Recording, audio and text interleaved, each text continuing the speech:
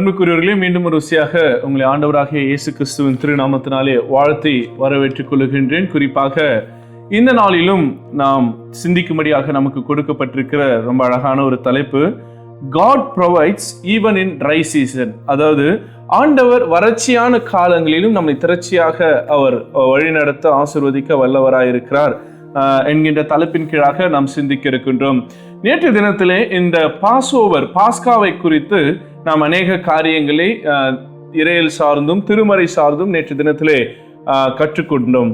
இந்த நாள் இது கம்ப்ளீட்டா ஒரு டிஃப்ரெண்டான ஒரு ஜானர்ல நாம் பார்க்க இருக்கின்றோம். 12ஆம் அதிகாரம் அந்த ரத்தம் எவ்வளவு முக்கியமான ஒரு சிக்னிஃபிகண்ட் ரோல் பிளே பண்ணுது என்பதை பார்த்தோம். எப்படி ரத்தத்தினாலே யூத மக்கள், இஸ்ரேல் மக்கள் எகிப்திலிருந்து கானானுக்கு பயணப்படுவதற்கு முன்பாக அவனுடைய வாழ்வு அந்த மீட்பின் திட்டத்துக்குள்ளாக, அந்த லிபரேஷன் ஜேர்னிக்குள்ள அது எப்படி போச்சுன்றது நேற்று தினத்துல ரொம்ப ஆழ்ந்து சிந்திக்க கர்த்தர் நமக்கு கிருபை பாராட்டினார். ஒருவேளை இந்த 12, 13, 14, 15 இந்த இடைப்பட்ட அதிகாரத்துல ஒரு மிகப்பெரிய மாற்றங்கள் இவங்களுடைய பயணத்துல நடைபெறுகிறது. ஒருவேளை 14ஆம் அதிகாரத்துல நம்ம வாசித்து பார்ப்போம் என்றால், அந்த செங்கடலை மிகப்பெரிய ஒரு அற்புதத்தின் வழியாக இந்த மக்கள் கடந்து வருகிறார்கள். தாங்கள் ஆராதிக்கிற, தாங்கள் வழிபடுகின்ற, தாங்களை அழைத்து செல்கின்ற இறைவன் யார், யாவே தேவன் எப்படிப்பட்டவர், அவருடைய பலம் என்ன, அவருடைய ஆற்றல் என்ன என்பதை அந்த செங்கடல் வழியாக அவர்கள் கடந்து வரும்போது அவங்க கண்கூடாக பார்க்கிறார்கள். இவ்வளவு அதிசயமாக ஆண்டவர் அவர்களை வழி தப்ப வைத்து அந்த எகிப்திய படைகளை அதுக்குள்ளாக அமிழ்த்து போட்டார் என்பதை அவங்க பார்த்து ஆச்சரியப்படுகிறார்கள். அடுத்தது 15ஆம் அதிகாரத்தில் வாசிப்போம் என்றால், கர்த்தருடைய கரத்தை குறித்து, கர்த்தருடைய மீட்பை குறித்து அவங்க மகிழ்ச்சியோடு அவர்கள் பாடல் பாடி துதிக்கிறதை 15ஆம் அதிகாரத்திலே பார்க்கின்றோம். இந்த இடைப்பட்ட அதிகாரங்கள் இவ்வளவு சிறப்பாக அமையும் போது 16ஆம் அதிகாரத்திலே பார்ப்போம் என்றால் எல்லாமே தலைகீழாக மாறுகிறது. அதாவது அடிமையில் இருக்கக்கூடிய ஜனத்தை கர்த்தர் இப்படியாக அதிசயங்கள் வழியாக, மிகப்பெரிய அற்புதங்கள் வழியாக வழி நடத்தினாலும் அந்த ஜனங்க அந்த கம்ப்ளைண்ட் பண்ணுகின்றத, குறை சொல்லுகின்ற பழக்கத்தை 16ஆம் அதிகாரத்துல இம்மிடியேட்டா அவங்க ஸ்டார்ட் பண்ணுகிறத நம்ம பார்க்கிறோம். எங்களுக்கு உணவு இல்லை, நாங்க சாகிறதுக்காக எங்களை அழைத்து வந்தார் கர்த்தர்னு சொல்லி கடவுளை குறித்து முறுமுறுக்கவும், கடவுளை குறித்து அவர்களுடைய கோபத்தை வெளிப்படுத்தவும் அவர்கள் தொடங்குகிறார்கள் இந்த 16ஆம் அதிகாரம். ரைட். அப்ப இந்த மக்களுக்கு இந்த விடுதலை தேவையில்லைன்ற ஒரு எண்ணம் கூட அவங்களுக்கு வருது. நாங்க எகிப்துல நல்லா சாப்பிட்டோம், எகிப்துல நல்ல அடுப்படையில உட்காந்து நாங்கள் உணவுகளை உண்டோம், எங்களுக்கு எல்லாமே இருந்தது, இங்க பட்டினியா கிடைக்கின்றோம், தண்ணீர் இல்லாமல் கிடைக்கிறோம் என்று சொல்லி they started to complain about God and they started complaining about Moses and Aaron. இவங்களை குறித்து அவர்கள் குறை சொல்லவும் அவள் மீது கோபப்படும் தொடங்குகின்ற இந்த சூழ்நிலையிலே அவங்களுடைய அந்த விசுவாசம் அப்படின்றது ஒரு கேள்விக்குறியாக இருக்கிறது, அவருடைய நம்பிக்கை ஒரு கேள்விக்குறியாக இருக்கிறது. ரைட். இப்போ இந்த பாலைவனத்தில் அவங்களுக்கு எப்படி உணவு கிடைக்கும், அது ஒரு மிகப்பெரிய கேள்வியாக இருக்கிறது. இவங்க எகிப்துக்கு போனதுக்கு காரணமே என்னன்னா, எகிப்துல என்ன இருக்கு, உணவு இருக்குன்னு சொல்லி தான் அவங்க போனாங்க. இப்போ எகிப்துல இருந்து விடுதலை நாட்டுக்கு அழைத்து வரன்னு சொல்லும், அதுவும் பாலும் தேனும் ஓடுகிற தேசத்துக்கு அழைத்து வரன்னு சொல்லி இப்படி வனாந்திரத்தில் எங்க வாழ்க்கை இருக்கிறதுன்னு குறித்து அவங்களுக்கு ஒரு மிகப்பெரிய கேள்வியாக இருக்கிறது. பல நேரங்களில் கூட இந்த காடோடைய ப்ராவிடன்ஸ், அவருடைய அந்த கொடுக்கும் தன்மை, கடவுள் நம்மை போஷிக்கிற தன்மை குறித்து நமக்கு மிகப்பெரிய கேள்விகள் உண்டு. சில நேரத்துல நம்ம எதிர்பார்க்கறது நமக்கு கிடைக்கல, நம்முடைய விருப்பம் நிறைவேறலைன்னா நம்ம உடனே சோர்ந்து போயிடும், உடஞ்சி போயிடும்.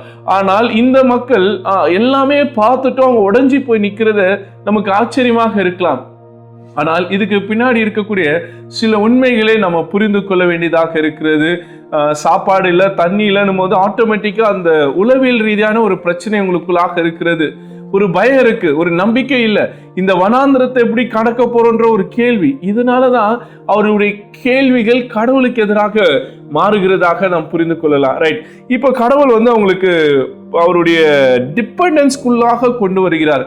ரைட். இப்போ யோசித்து பாருங்களேன், அவங்க எகிப்துல இருக்கும்போது அவங்க யாரை நம்பி இருந்தாங்க அப்படின்னா, அவங்க பார்வோனை நம்பி இருந்தார்கள். பார்வோன் அவர்களுக்கு தேவையான உணவை, இருப்பிடத்தை, அவங்களுடைய வாழ்வாதாரத்துக்கு தேவையான எல்லாவற்றையும் கொடுத்திருப்பார்.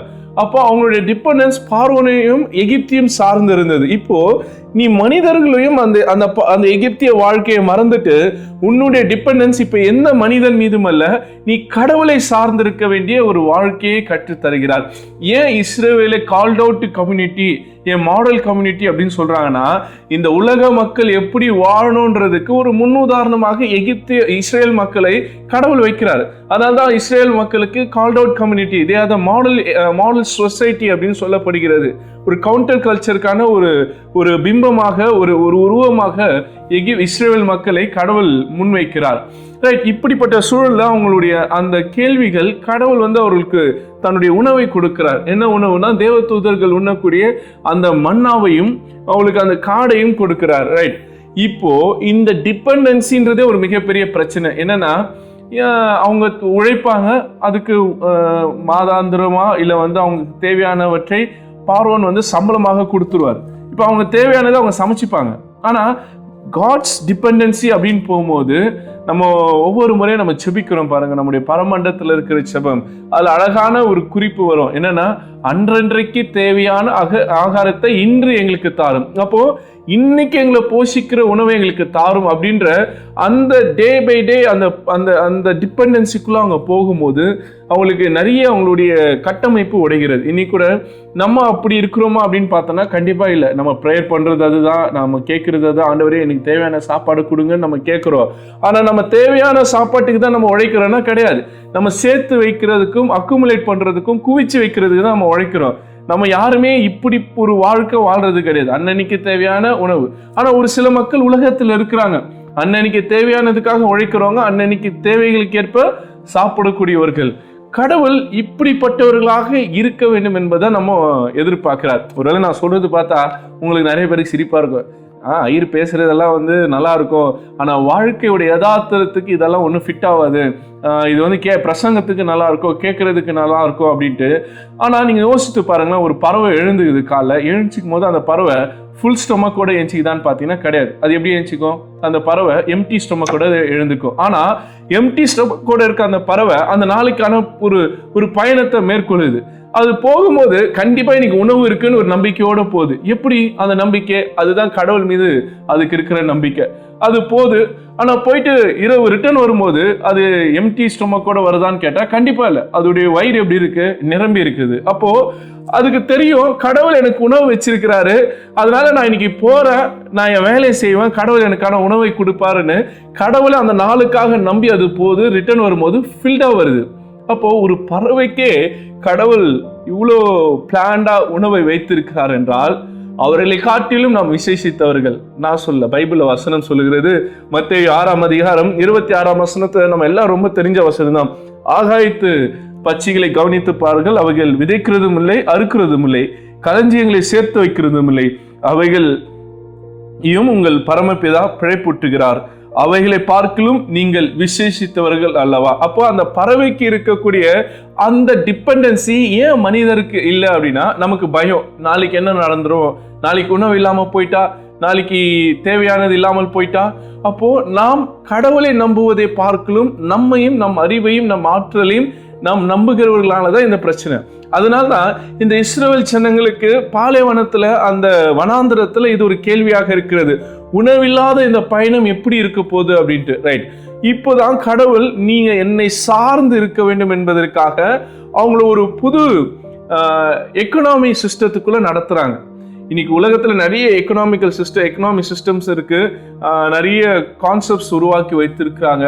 ஆனா உலகத்திலே தலை சிறந்த ஒரு பொருளாதாரம் எக்கானமி அப்படின்னு கேட்டீங்கன்னா மன்னா எக்கானமி தான் சொல்லுவாங்க இறையல் வட்டாரத்தை. ஏன் அப்படின்னா, இந்த மன்னா எக்கானமி அப்படின்றது அன்னைக்கு தேவையானது உனக்கு கிடைக்கும், ரைட், நீ சாப்பிடு, நீ வாழு.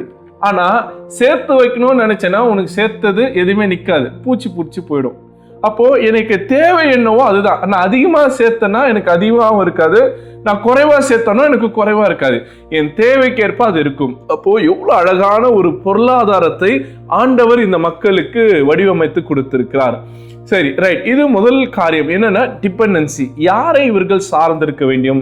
கடவுளை சார்ந்திருக்க வேண்டியதாக இருக்கு. ரைட், இப்போ இந்த 6 லட்சம் பேர் பயணம் பண்றாங்கன்னு வைத்துக்கொள்ளுங்க. இந்த 6 லட்சம் பேரும் எகிப்துல இருக்கும்பொழுது அவங்க எப்படி இருந்திருப்பாங்க? எல்லாருமே ஒரே கேட்டகரைஸ்ல இருந்திருக்க மாட்டாங்க. அதுலயும் கொஞ்சம் பிரிவினைகள் இருந்திருக்கும். ஒருத்தர் வந்து ஒரு சூப்பர்வைசர் லெவல்ல இருந்திருப்பாரு, ஒருத்தர் வந்து ஒரு குழுக்கு தலைவராக இருந்திருப்பாரு. அவங்களுக்குள்ள ஒரு சின்ன சின்ன ஒரு செட்டப், ஒரு ஹைரார்க்கி எல்லாமே இருந்திருக்கும். இப்ப என்னன்னா இத்தனை மக்களுக்கும் ஒரே உணவு தான், என்னன்னா மன்னா தான். இன்னைக்கு இந்த உணவு தான் மிகப்பெரிய பாலிட்டிக்ஸ், அரசியலை பிளே பண்ணுது. பணக்காரனுடைய உணவும் ஏழைகளுடைய உணவும் நம்ம யோசித்து பார்த்தா ரொம்ப வித்தியாசம். இதே ஒரு சின்ன தள்ளுவண்டி கடையில் போய் ஒரு தோசை சாப்பிட்டா 5 ரூபாயில சாப்பிடலாம். ஆனால் இதே ஒரு 5 ஸ்டார் ஹோட்டலில் போய் சாப்பிட்டா அதே தோசையை ஒரு 500 ரூபாய்க்கு சாப்பிட முடிகிறது. அப்போ தோசை தான், அதனுடைய எல்லாமே ஈக்குவலாக தான் இருக்கும். ஆனால் என்னன்னா அதனுடைய பையிங் கெப்பாசிட்டி. இன்னைக்கு ஒரு தக்காளி விற்கப்படுகிறது. ஒரு சிலருக்கு தக்காளி வந்து கிலோ 50 ரூபா அப்படின்னா என்ன அது இவ்வளோ காஸ்ட்லியா இருக்கு அப்படின்னு யோசிப்பாங்க. ஆனால் ஒரு சிலருக்கு 50 ரூபா தானே அப்படின்ற மனப்பான்மை இருக்கக்கூடிய மக்கள் இருக்காங்க. ஆனால் ரேட்டு ஒன்று தான்.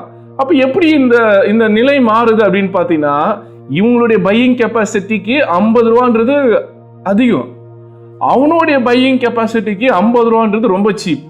ஸோ அப்போ அந்த மனிதனுடைய அவனுடைய அந்த ஃபினான்சியல் ஸ்டேட்டஸ், அவனுடைய பையிங் கெப்பாசிட்டியை பேஸ் பண்ணி தான் ஒரு பொருள் விலை உயர்ந்ததா அது சீப்பானதா அப்படின்றது டிசைடிங். ஆனால் பொருள் அதே தான். அப்போ அந்த பார்வைகள், அந்த பெர்ஸ்பெக்டிவ் மாறுறதுக்கு காரணம் என்கிட்ட இருக்கிற அந்த ஃபினான்சியல் ஸ்டேட்மெண்ட் தான். இப்போ பணம் இருக்கிறவன் நல்ல ஆகாரத்தை சாப்பிடுவான், விலை உயர்ந்த ஆகாரத்தை சாப்பிடுவான். பணம் இல்லாதவன் என்ன இருக்கோ அதுதான். இப்போ கூட நம்ம இந்த சிக்கன் கடைக்கு போறோம்னு வச்சுக்கீங்களேன், 300 ரூபாய்க்கு சிக்கன் கிடைக்கிறது, 150 ரூபாய்க்கு கிடைக்குது, 50 ரூபாய்க்கு இந்த வேஸ்டேஜ் எல்லாம் வாங்கிட்டு போயிட்டு அதை சமைச்சு சாப்பிட்ற மக்களும் இருக்கிறாங்க. அப்போ என்னுடைய நிலைமை வைத்து தான் இது இருக்கு.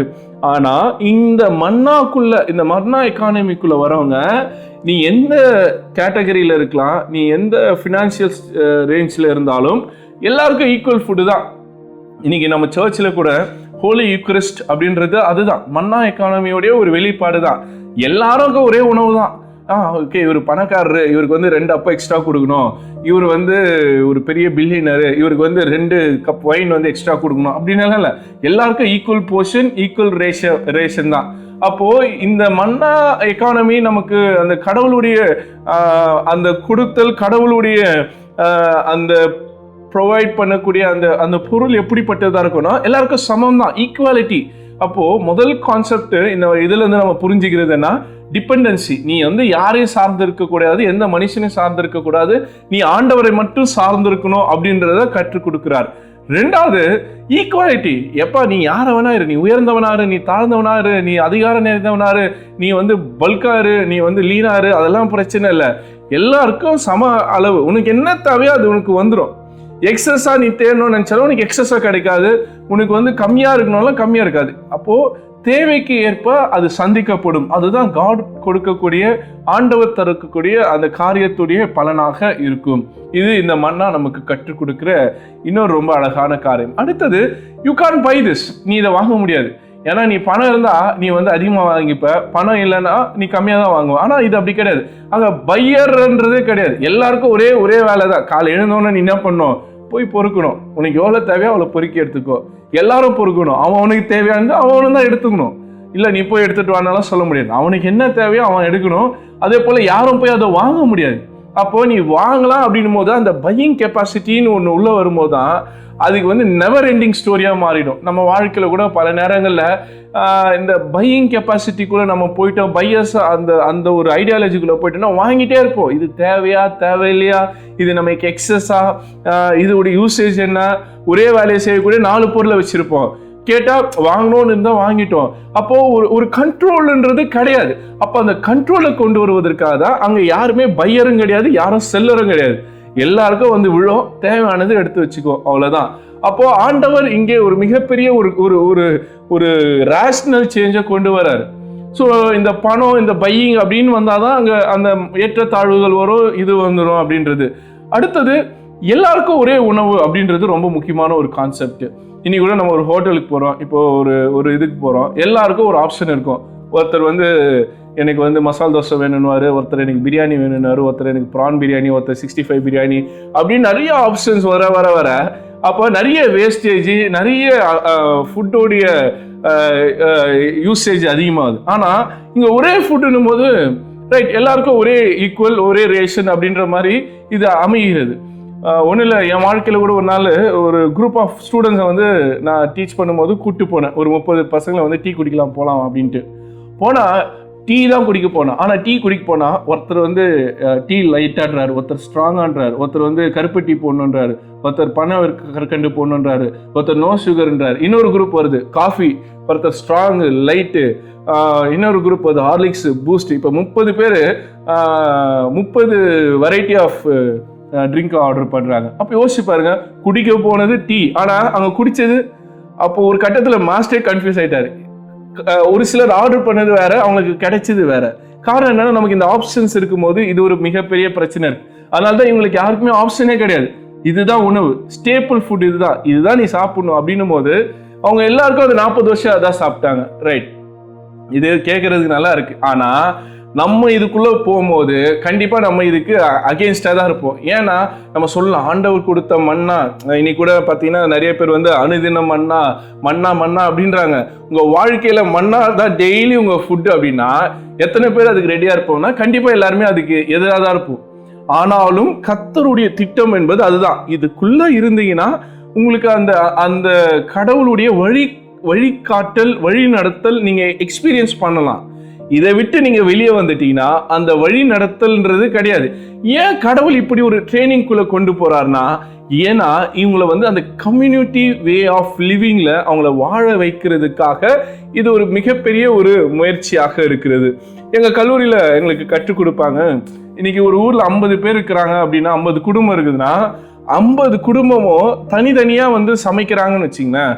அதோடைய எக்ஸ்பெண்டிச்சரும் இந்த 50 குடும்பமும் சேர்ந்து ஒரு மாசத்துக்கு ஒன்னா சமைச்சாங்கன்னா இதோட எக்ஸ்பெண்டிச்சரை கணக்கு போட்டு பார்த்தீங்கன்னா இதை விட இது 50% கம்மியாக தான் இருக்கும் சேர்ந்து சமைக்கும் போது. ஆனால் நம்ம தனித்தனியாக சமைக்கும் போது தான் இங்கே நிறைய எக்ஸ்பெண்டிச்சர், நிறைய யூசேஜ் ஆஃப் ப்ராடக்ட்ஸ் அப்படின்றது அதிகமாகிறது அப்படின்னு சொல்லுவாங்க. அப்போ நம்ம வந்து இதை வந்து ஒரு எக்கனாமிக்கல் இதுல பாத்தீங்கன்னா, இப்போ ஆண்டவர் எல்லாரையும் ஒரு கம்யூனிட்டி வே ஆஃப் லிவிங்ல கொண்டு போறதுடைய நோக்கம் என்னவென்றால், அதுதான் வந்து ஆண்டவருடைய அந்த இறையாட்சி, அந்த கிங்டம் ஆஃப் காட்னு சொல்றாங்க பாருங்க, அந்த கான்செப்டை வெளிப்படுத்தக்கூடிய ஒரு வாழ்க்கையாக இருக்கிறது. அப்போ நான் வந்து பரலோகத்துக்கு போனோம் அப்படின்னு யோசிக்கிறீங்கன்னா, பரலோகத்துல இந்த மாதிரி ஒரு ஸ்ட்ரக்சர் தான் இருக்கும், பரலோகத்துல இந்த மாதிரி வே ஆஃப் லிவிங் தான் இருக்கும். இங்கேயே நம்ம இதை வாழ்றதுக்கு நமக்கு கஷ்டமா இருக்குன்னா அப்ப அங்க ரொம்ப கஷ்டமா இருக்கும். அதனால தான் நமக்கு வந்து அந்த கான்செப்டை இங்கேயே கத்துத்தராரு. அன்றன்றைக்கு தேவையான உணவை எங்களுக்கு தாரும். 40 வருஷமும் ஒரே உணவு, 40 வருஷம் ஒரே இது. ஏன்னா இன்னைக்கு நம்ம இந்த டிஃப்ரெண்ட் உணவு, டிஃப்ரெண்டான வெரைட்டிஸ் அப்படின்னு நம்ம போறோமோ, அன்னைக்கே நம்ம இந்த கமாடிட்டிக்குள்ள, இந்த குளோபலைசேஷனுக்குள்ள, இந்த உலகத்துடைய எல்லா விதமான அந்த அழிவின் கான்செப்டுக்குள்ள நம்ம நுழைஞ்சிரோன்றது தான் ஆண்டவர் நம்ம விலக்கி இதுக்குள்ளாக கொண்டு வரணும்னு யோசிக்கிறார். இன்னைக்கு கூட நம்ம வாழ்ற வாழ்க்கை ஒரு மினிமலான ஒரு வாழ்க்கையை ஆண்டவர் நம்மிடத்தில் எதிர்பார்க்கிறார் என்பது ரொம்ப முக்கியமானது. அடுத்தது, இந்த உணவை வைத்து ஆண்டவர் கற்றுத்தருகின்ற காரியம் நிறைய இருக்கிறது. இயேசு கிறிஸ்து கூட எடுத்துக்கோங்களேன், அவருடைய வாழ்க்கையில நிறைய நேரங்கள்ல உணவை வைத்து தான் நிறைய காரியங்களை கற்றுக் கொடுத்திருப்பார். இப்போ அவருடைய முதல் அற்புதம் என்ன? கானா ஊர் திருமணம். அந்த கானா ஊர் திருமணத்துல அவர் வந்து பார்க்கும் பொழுது முதல் சாப்பிட்டவங்களை விட கடைசியா சாப்பிட்டவங்களுக்கு நல்ல ரசம் அப்படின்றது ஒரு சின்ன கான்செப்ட் யோசிச்சு பாருங்களேன். ஒரு திருமண வீட்டுல கடைசியா சாப்பிட்றவங்க யாரு? அந்த வீட்டுக்காரங்க எல்லாம், அவங்க எல்லாம் சாப்பிட்டு முடிச்சு ஒரு கூட்டம் சாப்பிடும். அந்த கூட்டம் யாருன்னா அங்க வேலை செஞ்சவங்க, அங்க இலையை எடுத்தவங்க, கிளீன் பண்ணவங்க, பெருக்கினவங்க அப்படின்னு. அப்போ இறையாட்சி, அந்த நல்ல ரசம் என்பது யாருக்கு கொடுத்து வைக்கப்பட்டிருக்கிறதுனா அந்த கடைசியா சாப்பிட்டவங்க. அப்போ முந்தினவர் அல்ல, பிந்தினவர் தான். அப்போ அந்த தலைகீழான ஒரு மாற்றத்தை ஆண்டவர் அந்த உணவுடைய இதுல கொண்டு வருகிறார். அதே போல 5 அப்பம் 2 மீன் நம்ம சொல்லலாம், அது வந்து அத்தனை பேர் சாப்பிட்டாங்க. ஆனா அந்த அத்தனை பேர் எப்படி சாப்பிட்டாங்கன்னா, அவங்க எல்லாரையும் வரிசையாக ஒன்னா உட்கார வைத்து அத்தனை பேருக்கும் ஒரே உணவு தான் கொடுக்கப்பட்டது. இல்ல, இவன் வந்து சமாரியன், இவன் வந்து யூத, இவங்க 2 பேரும் ஒன்னா உட்கார மாட்டானுங்க, இவனை வேற இடத்துல உட்கார வைக்கலாம், அவனை வேற இடத்துல உட்கார வைக்கலாம், இல்ல எல்லாம் ஒரே இடத்துல உட்காரு, எல்லாருக்கும் ஒரே தட்டுல இருந்தா சோறு அப்படின்னு சொல்லி ஒரே உணவை தான் கொடுத்திருக்கிறார். அப்போ இங்க இருக்கக்கூடிய அந்த ஏற்றத்தாழ்வுகள், பிரிவினைகள் எல்லாவற்றையும் உணவு வழியாக ஆண்டவர் உடைத்து போடுகிறார். இதே எங்கிருந்து நம்ம இதை வந்து ஸ்டார்ட் பண்றாரு பாத்தீங்கன்னா, இந்த மண்ணால இருந்து அவர் ஆரம்பிக்கிறார். ஏன்னா தேவதூதர்கள் அதான் சாப்பிட்றாங்க. தேவதூதர்களுக்குள்ள ஏற்றத்தாழ்வுகள் கிடையாது. அப்ப மனிதர்களுக்குள்ள இந்த கான்செப்டை உடைக்கணும் என்பதற்கு தான் ஒரே உணவை எல்லோருக்கும் சமமாய் பகிர்ந்தளிக்கின்ற தேவனாக இருக்கிறார். அப்போ ஆண்டவர் எனக்கு வழி நடத்தணும், அவருடைய அந்த வழிகாட்டல்ல, அந்த வழி நடத்தல நான் வாழணும் அப்படின்னா இங்க எல்லாரும் சமம்ன்ற ஒரு கான்செப்ட், எல்லாரும் ஒண்ணுக்குள்ளாக ஒன்னாக இருக்கின்றோம், எல்லோரும் கடவுளுடைய பிள்ளைன்ற கான்செப்டுக்குள்ள வர வேண்டியதாக இருக்கிறது. அதே போல இது ஒரு ஷேரிங் கம்யூனிட்டியாக, ஒருவர் இசைந்து வாழக்கூடிய ஒரு கம்யூனிட்டியாக நாம் இருப்போம். அப்படின்னா தான் இதெல்லாமே வெளிப்படும். அடுத்தது, நம்முடைய டிபெண்டன்சி உலகத்தின் மீதும் நம்முடைய பணத்தின் மீதும் நம்முடைய செல்வாக்கின் மீதும் அல்ல, கடவுளின் மீது இருக்க வேண்டியதாக இருக்கிறது. எப்படி அந்த சிட்டுக்குருவி அந்த பறவை குறித்து சொல்லணும், பறவை எப்படி ஆண்டவரை நம்பி அன்னைக்கு டிராவல் பண்ணுதோ, நாமும் நம்முடைய வாழ்க்கையில ஆண்டவரை நம்பி டிராவல் பண்ண வேண்டியதாக இருக்கிறது. அப்ப டிராவல் பண்ணும்போது நம்முடைய சூழ்நிலைகள், நம்முடைய எல்லா நிலைமைகளையும் ஆண்டவர் மாற்ற வல்லவராக இருக்கிறார். ஆண்டவர் தாமே இந்த நாளுடைய தியானத்தை நமக்கு ஆசீர்வதித்து தருவாராக.